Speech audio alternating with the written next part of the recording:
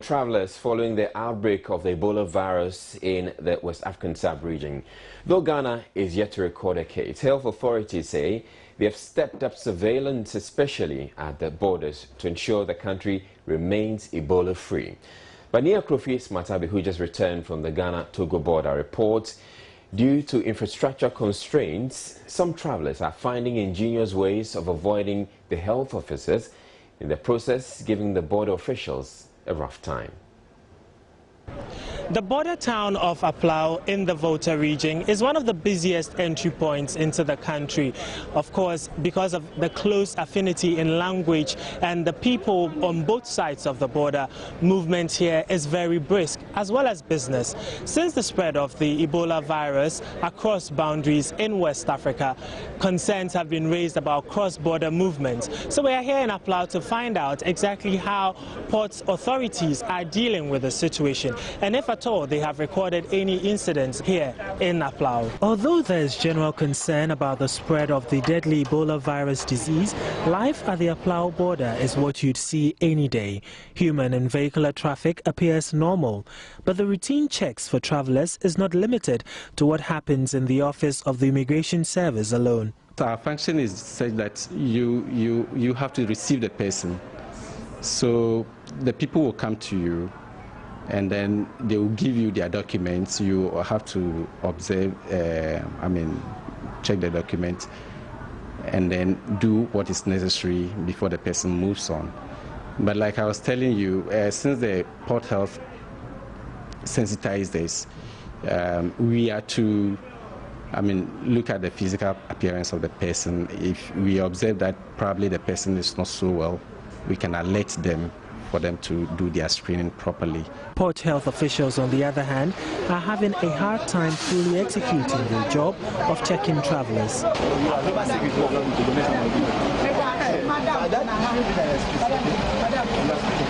This is due to the non-availability of office space for them.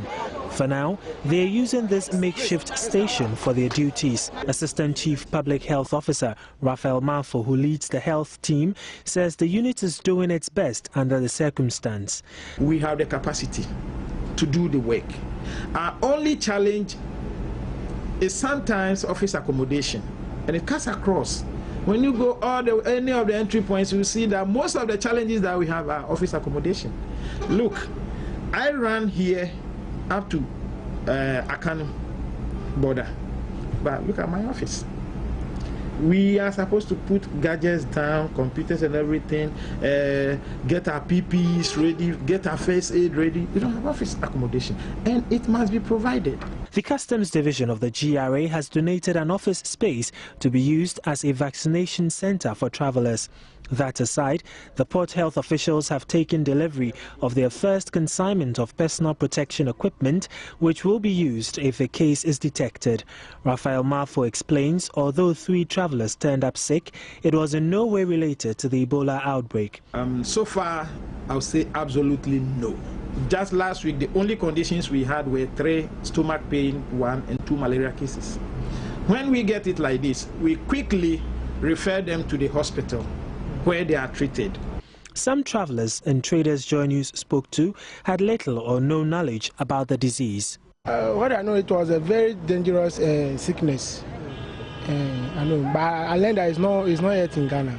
But that's what I know about it. But last time when I was watching Joy News, they say you shouldn't touch bush animals with our bare hands, and that's what I Ebola is a newly spread disease which currently killing people around Sierra Leone and I think Liberia.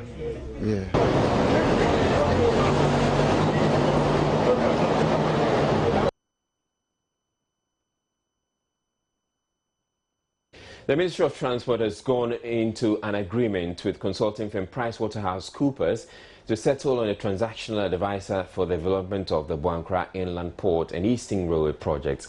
The 2 projects, together with the establishment of a national airline, are being financed with a $30 million World Bank facility earmarked for the promotion of public-private partnership in the country.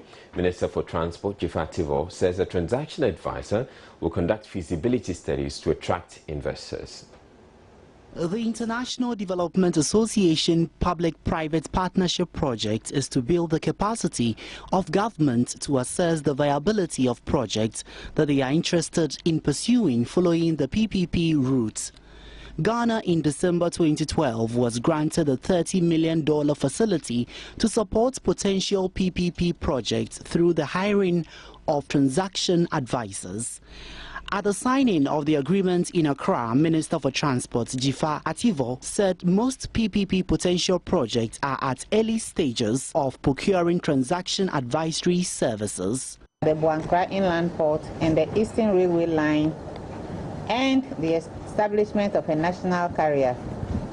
For the Accra Inland Port and the Eastern Railway Line project, the Ministry, in collaboration with the Ministry of Finance and with funding by the World Bank, has gone through a procurement process for the engagement of Messrs. PricewaterhouseCoopers as the transaction advisors for the project. She highlighted the importance of the Accra Inland Port and Eastern Railway projects.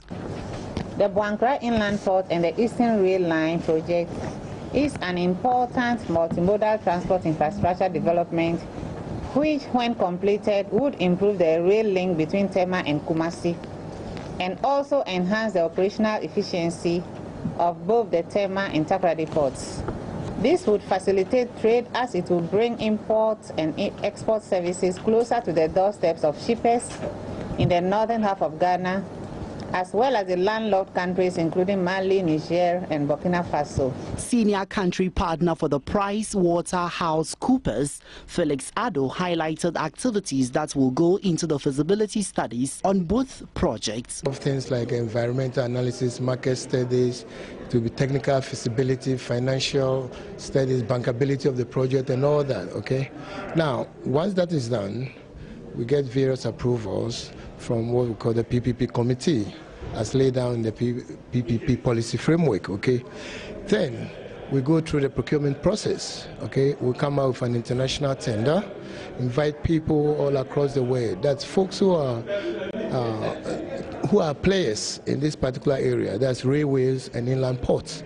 Okay, to come and bid on this particular project. We set them criteria as to what we expect them, minimum qualifications, and we also invite them to see how best they can come up with innovative ways to make sure that this particular project is done properly, efficiently, and is up to best world-class standards. The same transaction advisory services, if approved by World Bank, will be selected for the management of a national airline project. The transaction advisor is also expected to complete its work in 24 months. Ridwan Karim-Dini Osman, Joy News, Accra. The Member of Parliament for Kakwe Central, Buama, is calling for a bipartisan debate on petroleum subsidies, warning the country could be confronted with another fuel crisis unless the issue is tackled urgently. The MP is basing his warning on a letter he says he's cited, written to the Finance Minister and President John Mahama by the bulk oil distributors, demanding monies owed them. Though government concedes it owes the bulk oil distributors, it says some of the debt has been settled, whilst efforts are being made to clear the rest. The Kakwe Central MP Yabuama, however, believes government will have to stop the accumulation of the debt in the first place. Information I have is that the banks have withdrawn their LCs from the bulk distributors because of two things. One, unpaid forex subsidies and unpaid price subsidies. This has necessitated some actions being taken by the banks, which is adversely affecting the operations of the BDCs. And I believe that is what informs me. My position is that the government must quickly call for a bipartisan discussion on the issue of subsidies. Otherwise, it will create a serious situation in the economy. You see, every business person wants to make profit, and the companies operate to make profits. If they are unable to raise the needed LCs with the banks to be able to import the products for all of us to consume, then the confidence in the industry will be dealt a big blow. So I believe the government must give these companies the needed confidence by paying them to enable them go to their bankers to raise the needed money or LCs to be able to import the products. We're taking a break. We have more stories coming up. Stay tuned.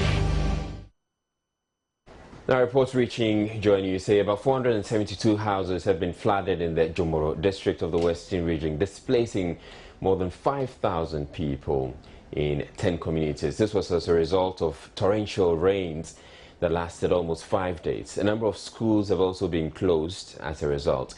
Victims are, however, yet to receive any relief item from NADMO. The district NADMO coordinator for the area, James Benson, says they are handicapped to provide any assistance to victims. Western Region correspondent William Benjamin Peters joins us on the line now with an update. Good evening to you, William. How bad is the situation?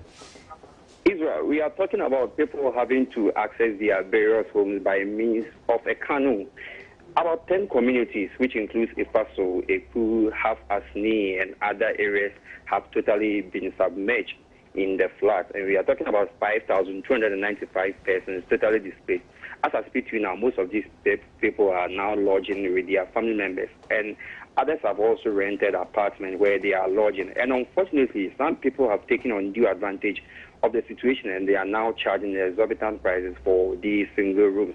People are charging as high as 40 cedis for a room, and people have to endure this for quite when the relief items will be brought to them. Unfortunately, nothing has been given to them in terms of relief items, and I understand area reports was that some relief items have been brought to them, but I'm here currently, and my checks reveal that not even a single thing has been given to them. And according to the district NADMO coordinator, they are handicapped. They don't even have a vehicle to go around. So today we have to depend on the DC who offered his car for us to go and inspect these areas. So far, about 5 schools have totally been closed down, with about 2,265 students now staying home. And we don't know when this flooding will totally be dried up, because my checks reveal that the rain continually for about 5 days, which was last week. And as I speak to you now, the water is even stagnant. It's not moving at all. So it has even started producing some mosquitoes and producing some bad stench as well. So this is how bad the situation is in Hafas and other communities in the district. Are the authorities able to tell you when exactly help will arrive for these people? They can't actually tell. What they told me was they are waiting for some NADMO assistance from Accra. So that is the only intervention that they can rely on. And as I see you now, they are yet to come to the district. So we are waiting for them, and we don't know when they will be coming. All right, thank you very much, William Benjamin Peters, reporting from the Western region. In other news, President John Mahama has called for more global support to help deal with the threat from the Ebola virus.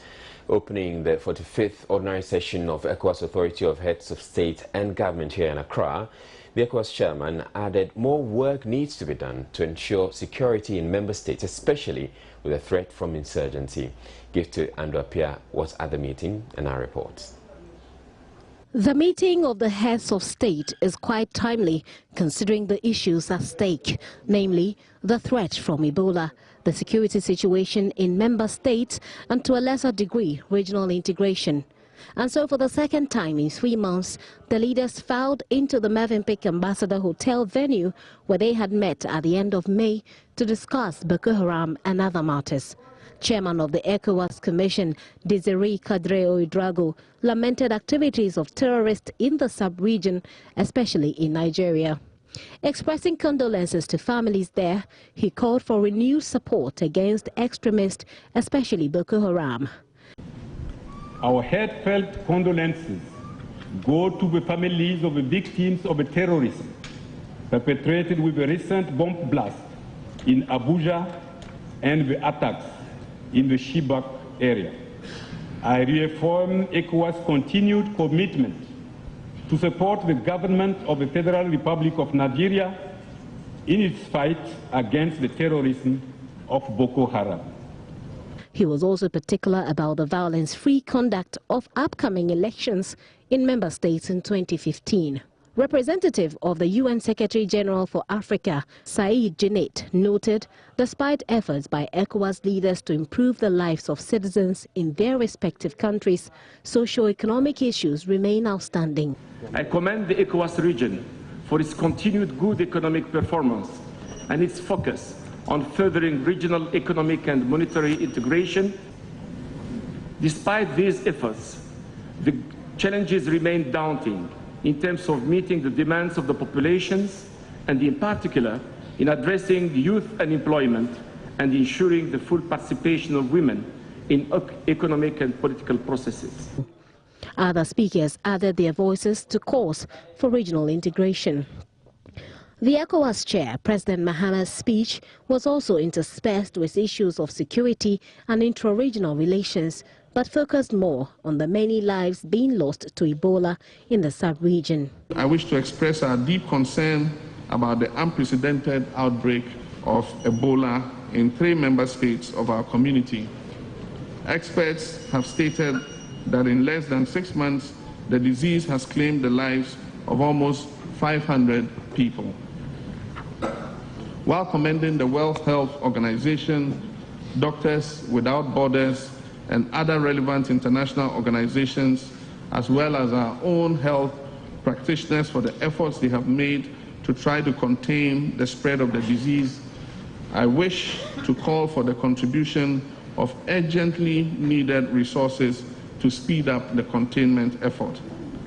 We must scale up our efforts and power to defeat this deadly disease. He stressed the need to avoid misinformation with the potential of breeding panic, urging his colleague leaders to fast-track the development of their citizens. We must exercise vigilance and caution and avoid any panic or misinformation. I also wish to challenge our national and regional medical research institutions to intensify efforts aimed at finding a cure or vaccines for diseases such as Ebola.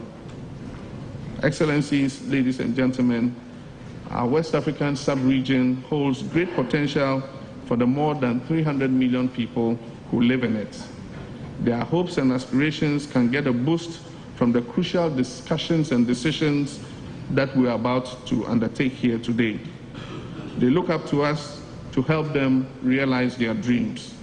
Our people want us to provide rapid and sustainable economic development, peace, and security, and overall improvement in their lives. These are noble and attainable aspirations if we work together. The leaders later retired into a closed-door meeting. The scare of Ebola has already taken prominence in the opening remarks. But Ebola, of course, is not the only regional issue that requires serious attention. As all the speakers here agree, there's the need for a more accelerated effort towards regional integration. Gifty Andopia, Joy News, Movenpick Hotel, Accra. Now, President John Mahama has been making a case for the removal of the fiscal boundaries that exist between ECOWAS member states, explaining it will bring immense economic gains, arguing for the adoption of a biometric identification system for residents of member states. The president said the free movement of persons must be treated with urgency. I've indicated on a number of occasions, and indeed it's still my conviction, that central to the realization of our community's dream of full integration is the implementation of the protocols on free movement of persons, goods and services, rights of residents and establishments, as well as the ECOWAS trade liberalization scheme. Member states have made significant progress in this area. Indeed, ECOWAS citizens no longer require visas to travel within our sub-region, but more work needs to be done. We are also making some progress on our common plan of a single currency. Over the last days, we have had briefings from the ECOWAS Monetary Task Force on the way forward.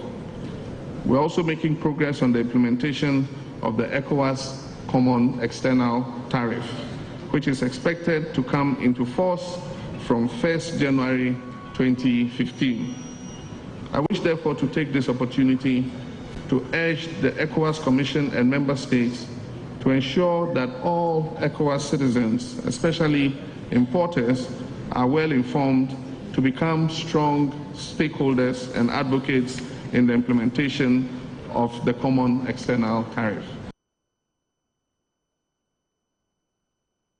Well, a senior research fellow at the St. Legon Center for International Affairs and Diplomacy, Dr. Yagebe, is asking West African leaders not to prioritize the abolishing of resident permits for biometric identification cards. Speaking on today's big story, he argued the regional body is yet to implement a number of aims it set for itself 39 years ago. Let me talk about the institutional. When you look at the 50 West African countries, we have probably the poorest borders, poorest in the sense that they are not integrated. They are very poor. And we know the crimes, the level of insecurity in our sub-region. And we are opening the floodgates that anybody, anywhere, anytime can move around our sub-region. I hope that the biometric system can ensure that those who continue to violate our security system, particularly committing crimes and atrocities in the south, they can use it to quickly arrest them, to stop the mayhem that they continue to.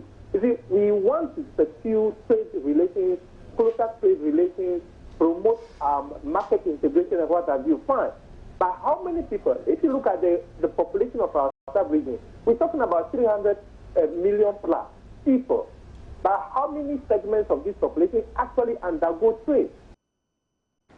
Meanwhile, international relations analyst Ebad Ibrahim believes the move will have dire consequences for the sub-region. Well, the West African leaders attending the 45th Extraordinary Summit of ECOWAS have agreed to work at the various national levels to bring to fruition resolutions contained in the communique issued at the end of the meeting.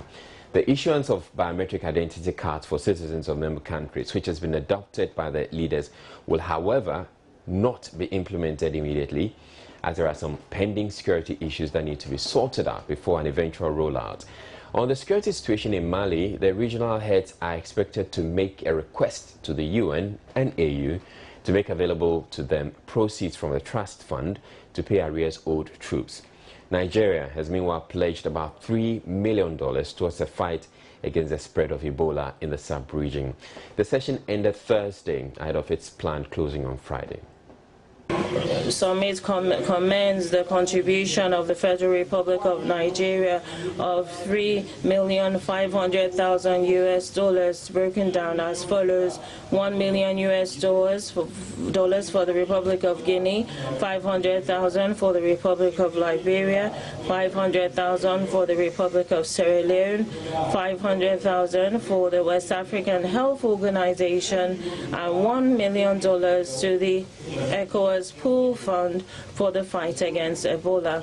Summit, while accepting the contribution of Nigeria, appeals to other member states and to the international community to contribute to the Ebola Solidarity Fund. A major step was taken at this summit to address in a firm and concrete manner the present danger of the Ebola outbreak in 3 of our member states. A fund to support the affected nations has already received immediate financial pledges and commitments. I wish to applaud the commitments of the leaders to support the West African Health Organization and the affected countries. On the issue of the introduction of ECOWAS biometric identification cards for our citizens, this has been adopted in principle pending a security appraisal by the ministers of security of the member states.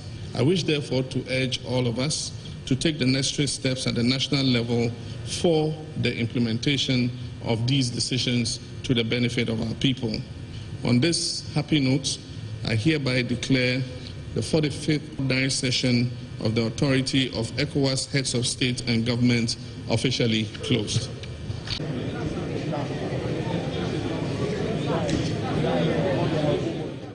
The Minister of Water Resources, Works and Housing, Colin Zada, says some communities in the central region would have to remain without pipe-borne water until it is able to source funds for that purpose.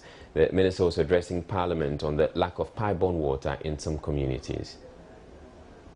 Providing reasons for the breakdown of a water reservoir in the Nsuta Kwaman Beposo constituency, Collins Dowder mentioned the erratic power supply as a cause of the breakdown of the facility for almost 2 decades. He however says the ministry will provide a new variable speed drive pump and make repair works on the reservoir.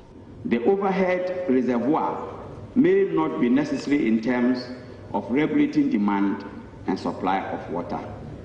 However, during periods of power cuts, a reservoir becomes relevant or necessary because water in the reservoir can be distributed by gravity.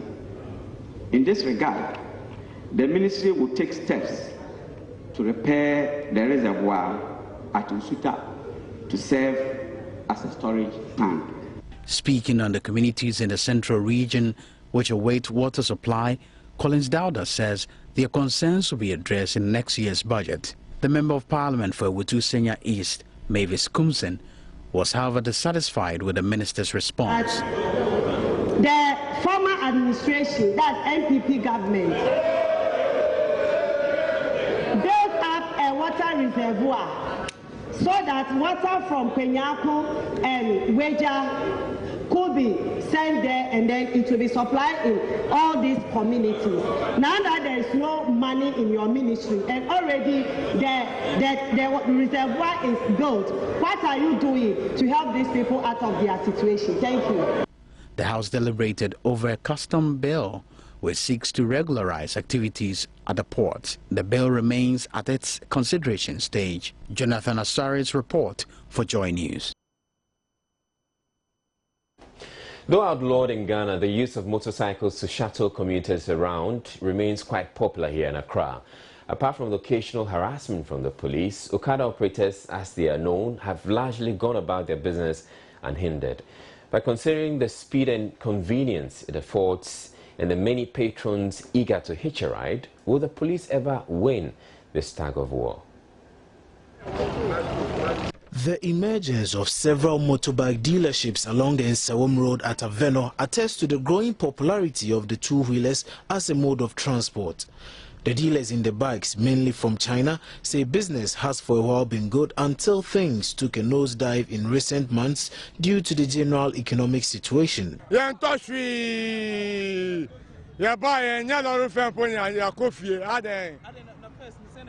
na bibia cost fine. Hey, we get me told me 5-10. They say they me The motorbike transport business, by the way, borrowed the name from the now defunct Okada Air, which used to fly passengers from one airport to another in Nigeria. It grew in popularity due to the operator's ability to maneuver through Lagos's notoriously dense vehicular traffic. And with the situation in the central business district of Accra especially becoming increasingly problematic, commuters believe the authorities would have to scrap the law. Okada business no. You say more. Ghana no say so Okada no dey police for no free. Almost free. And yes, police for no man free. And you never done akrofo. So Okada business in there and Kabebwa because they say no said the traffic system no Okada ne boa. But only thing is say na police for no. Yeah, I said I'm trying to Okada for no ya na accident na there no. Okada ne there to me no between say boa am for go traffic this time pa. The police are, however, more concerned about safety. They fear there would be a lot more carnage on the roads if Okada is legalized. That the dangers associated with motorcycles, that motorcycle use, unsafe motorcycle is adding about 15% to our fatalities that we have on the road. And that is the danger that we think that should be, all the educational enforcement force should be premised upon. The operators who earn their keeps from the business, however, disagree. They state several reasons why they should be allowed to ply their trade in peace. Basically, oh no, we don't have a job that we are doing this, this kind of job, for our survival. Because we don't have anything. If without this job, we don't have any job to do. And wa ashama yenima ashama. Ashama first time uba ashama untimi nanti. From motorway, at the back room, untimimba. Ebetima say Okada for movie. First time no we are armed robbers. But now no Okada nanti sesia bibia down. The police, meanwhile, disagree. They have turned a blind eye to the activities of the Okada operators and called on the public to help flush them out. Police is still pursuing to reduce abuse of motorcycles with regard to constant arrest and prosecution at the motor courts. In addition to what we do, Accra Regional Police Command and Tema Regional Police Command embarked on suits, and if not thousands, hundreds of motorcycles were impounded. A lot of road criminals who were using motorcycles were put before the motor court. So it is not something that police have reneged on this responsibility, but that whilst we are using this enforcement, reactive enforcement, we also want the general public to support in our proactive efforts with regard to sensitization. It's unclear, though, how many patrons of Okada will be willing to report the motorbikers who take them around town, especially when the traffic gets terrible. Because really, who wants to bite the hand that feeds it? For Joy News, Kwabna Chenchen Boating.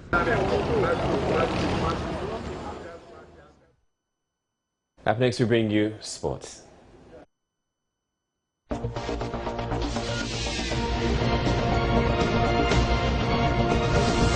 Let's begin to talk about getting into the world of sports and find out what's happening, certainly. And of course, hundreds of Ghanaians who entered Brazil as tourists to watch the World Cup games have asked for asylum, according to police in southern Brazil. The report by the Associated Press indicates that over the past week, 200 Ghanaians, mostly Muslims, who were fleeing the violent conflicts between different Muslim groups, asked for asylum. The Justice Ministry will decide whether to grant their requests.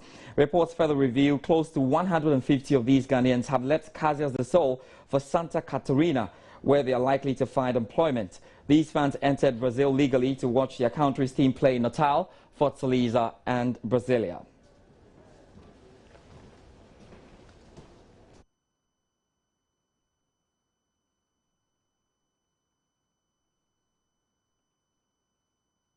All right, so we're keeping a close tabs on that to find out. Apparently, they really want to stay in Brazil, but we'll see what happens, whatever the Justice Ministry actually says there in Brazil. Now, Joe, let's talk about some news here in the country. And investigations by Joy Sports have revealed key members of the Black Stars are set to reject the FA's proposal to have them sign a contract covering appearance fees and code of conduct before donning the national colours. The FA is expected to enforce the process to prevent the reoccurrence of Ghana's shameful money saga at the World Cup. Some players of the Black Stars will resist the decision to sign contracts with the country before they're allowed to play for the national team. In the wake of the country's shambolic showing at the World Cup, the Executive Committee reached a decision to give players a contract to sign before they're invited to play for the Black Stars. The move is meant to stem the appearance fee disgrace that rocked the country's participation at the ongoing World Cup and contributed to the team's early exit from the tournament. Under the new regulation, players must agree for their bonuses to be paid in their bank accounts, while agreed amounts of bonuses with players cannot be reviewed, as well as the disciplinary code of the team. But some players have indicated their unwillingness to sign the proposed contract under any circumstance. They claim the contracts will unnecessarily empower the Football Association, whilst leaving them without a say in their welfare when things go skewed. Checks with the Ghana Football Association confirmed that arrangements were underway to educate the players on the benefits of the contract. Ghana crashed out of the World Cup in the group stage, and the discussions of appearance fees is said to have affected the players, leading to the non-performance. The discussion is set to continue, certainly, and meanwhile, some soccer fans have been telling Joy Sports what they make of the proposed deal. If you don't sell contract and they call them, they think they have money. So recently they go, they fight with coach and so. So if you call them and they sign contract, it's better. So that they will get more ideas, so that they will share together to play the ball well. Talking to the players rather will be much better. They have to sign contract before playing for the Black Stars, because what they have gone to do at Brazil is not fine. They just lose their this thing there. They are correct there. They have to be bold. There's no need for them to sign contracts to play with. If they know that they are in Ghana for their motherland, there's no need for them to sign contracts. I don't think they should sign. Why? Because you are there to do something for your country. And you went there, this and this happened. So if it's your mind to do it, just do it from your heart. I strongly believe they should sign a contract of discipline, because the gross discipline that took place in the camp, that really cost us a fortune. So sign the contract before playing for the Black Stars it's a good idea. Other than that, we'll end up emptying our treasury to satisfy the whims and caprices of the Black Stars before we'll get to know that, in fact, it's not worth it. Still with soccer news on the local front, Premier League sides Hearts of Oak and Brecum Chelsea have been charged by the Ghana Football Association for counts of misconduct in league games against New Dubiasi United and Abediah's professionals. They have until the close of tomorrow to respond. Hearts of Oak have been charged for misconduct and violence by the officials, players and supporters. 4 counts of misconduct have been filed against Hearts of Oak for incidents that happened during and after a Premier League match against New Dubiasi United in Accra on 4th June 2014. Administrator of Hearts of Oak, Hackman Edu, has also been charged with 2 counts of misconduct and violence for verbally abusing and physically assaulting the match officials after the game with Dubiasi. Also, Mohammed Al-Hassan, a porter of Hearts of Oak, faces 2 charges for misconduct and violence for verbally abusing and physically assaulting the match officials in the course of the game against Dubiasi. Meanwhile, Brecum Chelsea have been charged with misconduct and violence by their supporters in the Premier League match with Abediah's professionals. Chelsea faced 3 counts of the actions of their supporters during and after their fixture against Abediah's professionals on 1st June 2014 in Brecum. Both Hearts of Oak and Brecum Chelsea have until 5 p.m. on 11th July to respond to the charges. Well, let's bring you some transfer news now. And Arsenal fans are definitely smiling because Alexis Sanchez of Barcelona has signed for them. That's great news for them, certainly. He's now an Arsenal fan and definitely an Arsenal player getting into it. Arsenal fans very excited. A number of deals have gone through as well. Mandzukic has joined Atletico Madrid, and it's also getting closing. Luis Suarez might just join Barcelona for a record fee of 88 million pounds. We'll be just keeping close tabs on that. For now, this is what we can confirm. Atletico Madrid have gotten hold of the man Mandzukic from Bayern Munich, and Alexis Sanchez is on his way to Arsenal. He's now an Arsenal player, and they've been calling for a striker, somebody who can score the goals. Here's one, the Chilean joining them. Fantastic stuff for Arsenal.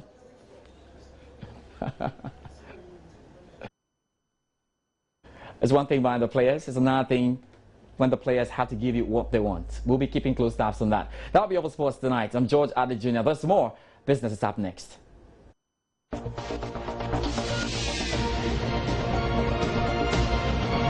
Now to get you updated with some business reports. My name is Abigail Adomakoenchi. The Ghana Statistical Service has initiated a Ghana Statistics Development Project to strengthen the national statistical system. The project, to be implemented within 5 years, also seeks to establish a national database to provide reliable and timely data to support the country's development. Revenue and grants for the region.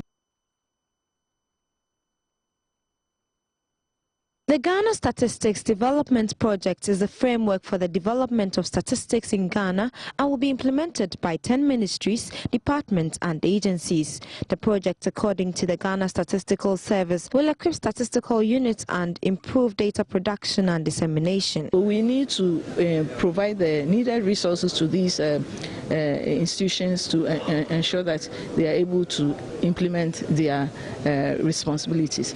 We also have to we are looking also at data production and dissemination. We have to improve data dissemination, and one of the things that we really need to do is to create the national database so that everybody puts onto this database the data that they gather, so that people don't have to go to various places to collect one data or the other. When you come to one center, you get everything that you need. She added the project will demand information from businesses and households and asked that they open up and provide the needed information for the project. The World Bank, which is a funding partner of the project, says it is crucial for them as it seeks to support their developmental objective.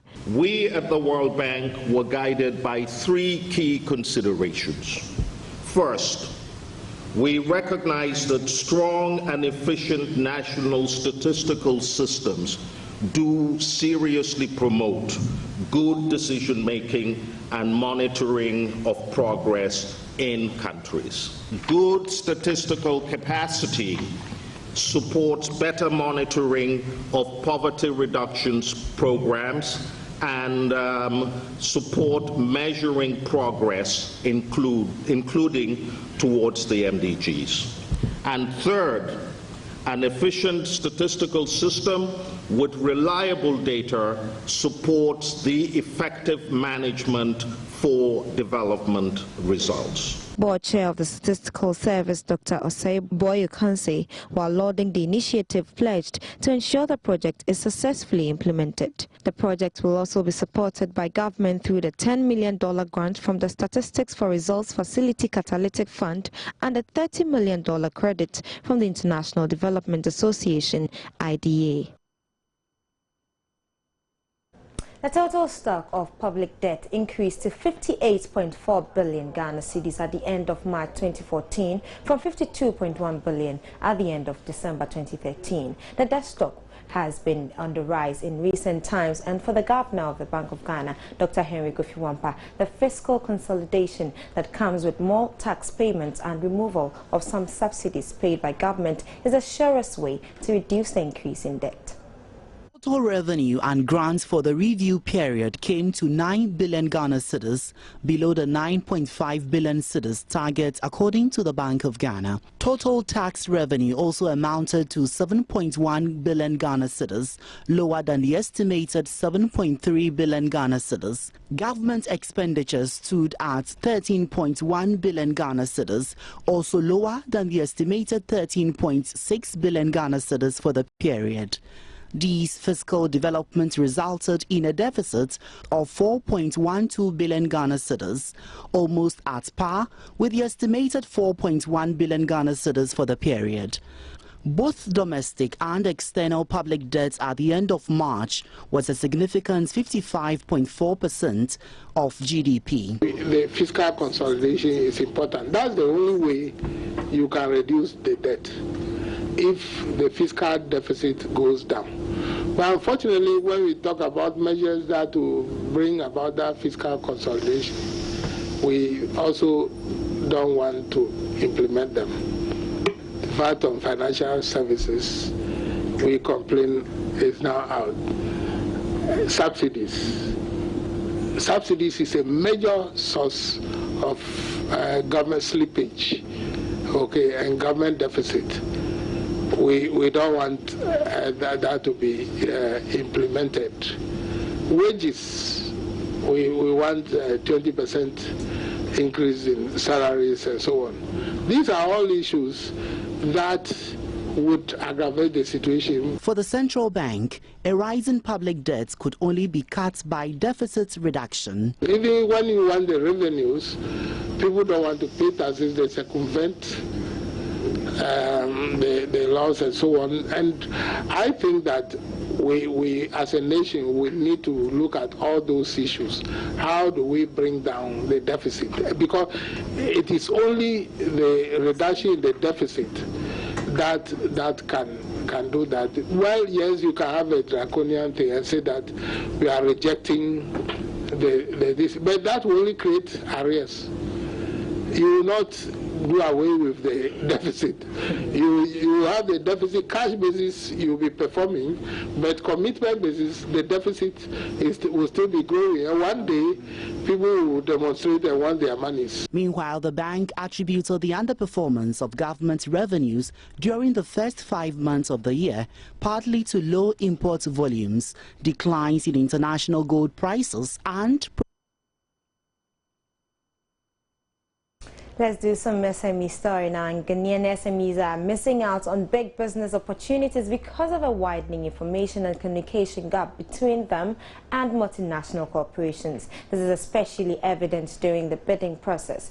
That's the findings of a research by Invest in Africa, an independent non-profit organization established to support investments in Africa through partnerships. As part of efforts to address this, Invest in Africa is set to launch an online database called African Partner Pool later this year. This will serve as a platform for Ghanaian SMEs to gain visibility and connect them with possible foreign and domestic clients.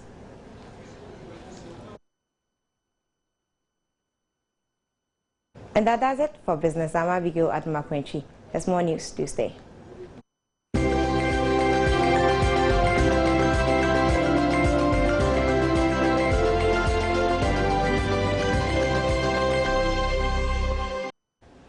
Now, in other news in the capital, residents of Accra have been largely spared the chaotic traffic wrought on the city during the last ECOWAS summit in May. Joy News checks indicate traffic in most parts of the city was free-flowing. Traffic on the Liberation Road approaching the National Theatre traffic light, Ministries area, was diverted into the Banch Road from the Accra Polytechnic to the Ministries area, linking to Reach Runabout to various destinations.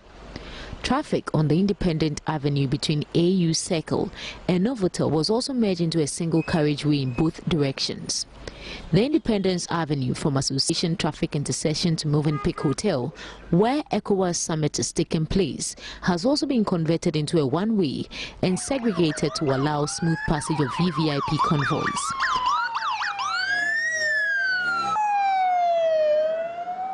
Police officers were also on hand to direct motorists, most of them satisfied with the arrangements. Last time, the other conference that they had here, in fact, the place was so choked that it would take you about 2 hours to move from here to Cathedral. Say ECOWAS, we blame back room. Say holiday, then we blame back room. In the Maya man above the Oma as one lay. Into Majal one lay. Oh, and then less Accra chain last month. Roads no 50 airport they ban 3 lanes. You know, I'm block it one lane, and I use the other 2 no for the other side. Now the other side no so no, and you know I'm block it. I'm Macabia in fact 37 and go airports. The roadblocks are expected to remain in place until Friday, which marks the end of the ECOWAS session in Accra. Up next, we bring you showbiz.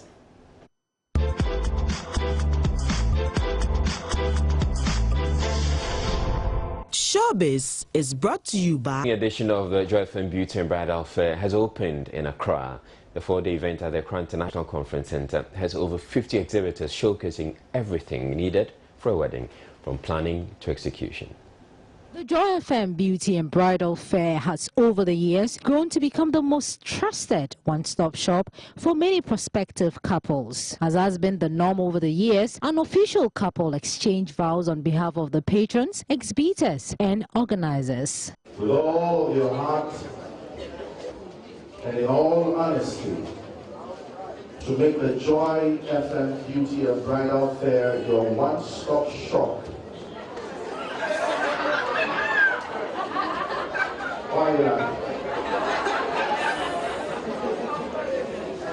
With respect to your wedding, your marriage, and the building of your home, you pledge to uphold it in high esteem and celebrate it thereon. If you do, the 4 of you answer in unison, yes, we do. Everybody join in on this one. The bridal fair, which runs from July 10 to 12, is not meant for just the singles. Married couples also get to benefit from the popular marriage seminar, which was seasoned speakers lined up for this year's edition. The fair may just be opening, but we asked some exhibitors about their expectations. Bridal fair has always been an exciting thing for us. We've been coming for the last few years, and just as we always enjoy it, we are just expecting exactly the same thing, to have fun with our customers, to have fun with people who will come. Some people will even come to us as their first experience. First and foremost, I expect the attendance to be great, and the bottom line is also land a lot of orders from the show. Yeah. We want to sell Africa. We wish and we hope that everybody that comes here has something like that in mind, so we can sell our continent. So, if you're hoping to get married sometime before the end of the year, this is certainly an opportunity you will not want to miss. And that's it for Showbiz.